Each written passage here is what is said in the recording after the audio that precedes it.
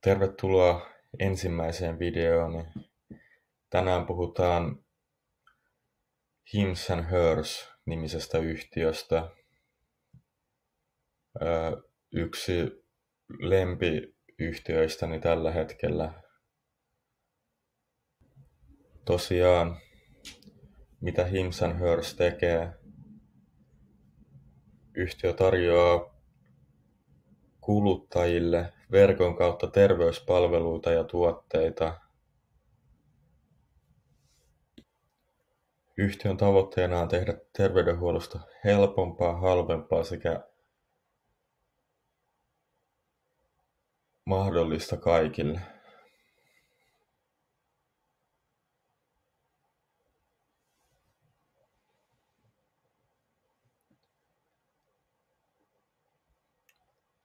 Tässä näkyy muutama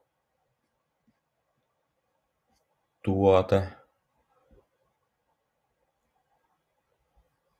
Vähän esimerkkejä, mitä myy. Löytyy ahdistukseen, masennukseen, hiusten lähtöön ja muihin ongelmiin.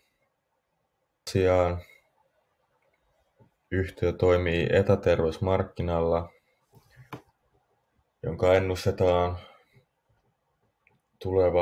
tulevaisuudessa olevan 224 miljardia, eli suuri markkina kyseessä.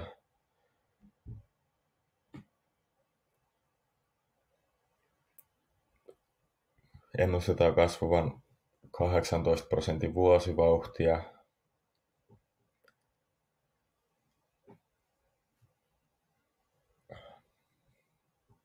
Joten Hims and Hersin kasvu ei ole loppumassa hetkeen, ja uskon, että yhtiö kasvaa kovempaa kuin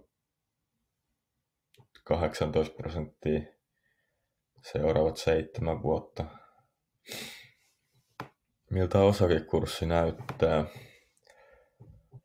Osakekurssi on vähän alle $6.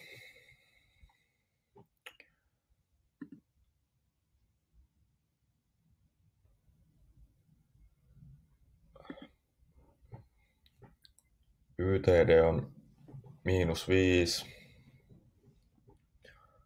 Alkuvuonna nähtiin osake lähes tuplaantu ja sen jälkeen ollaan tultu 50% alas ilman mitään kummempaa syytä. Yhtiö on ylittänyt tulosodotukset ja siitä huolimatta yhtiö on tullut -50 alas. Ensi viikolla yhtiö julkistaa Q3. Saa nähdä, tuleeko ylitys ja miten kurssi reagoi. Uskon, että kurssi reagoi positiivisesti, koska ollaan lasketeltu jo sen verran paljon. Ja uskon, että sieltä tulee taas jälleen kerran hyvä tulos. Tosiaan tästä $6 paikkeilta uskon, että on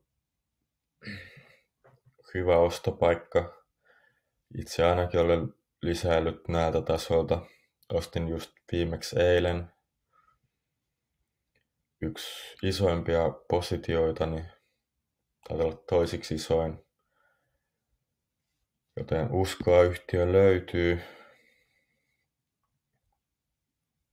Tosiaan markkina-arvo 1,26 miljardia. Ei vielä tee voittoa. Tosiaan yhtiö tuli pörssiin SPACina 2020.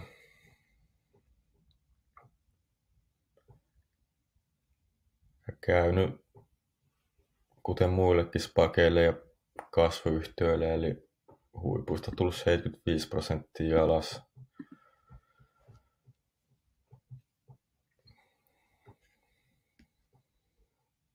Uskon, että nämä on yksi niistä harvoista, jotka tulee vielä nousemaan uusiin huippuihin.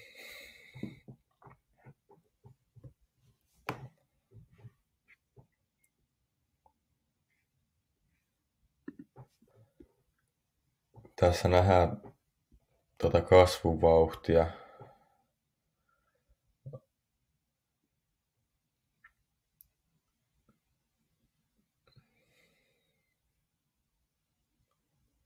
2019 yhtiö teki 82 miljoonaa liikevaihtoa ja tänä vuonna yhtiö ennustaa tekevän 230–250 miljoonaa liikevaihtoa, eli 4 vuodessa liikevaihto on 10-kertaistunut.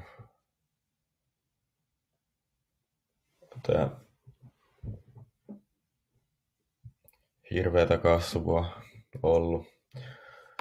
Yhtiö tekee vielä tosiaan tappiota, mutta ensi vuonna todennäköisesti se muuttuu.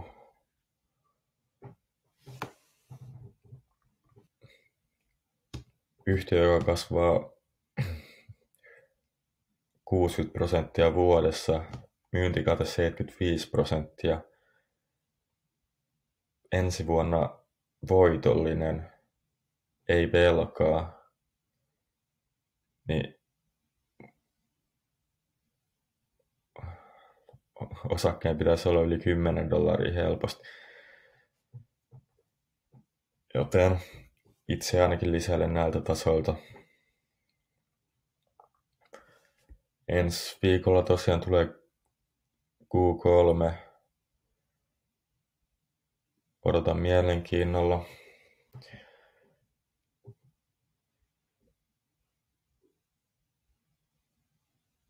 Ja saa nähdä, miten markkina reagoi. Vielä sen verran, että tämä yhtiö on myös defensiivinen, koska terveydenhuoltoa, tuotteita ja palveluita tarvitaan myös huonoina aikoina. Joten jos ensi vuonna tulisikin pieni taantuma, niin kuin monet pelkää, niin silti Himsa ja Hörsin pitäisi kasvaa ihan hyvin.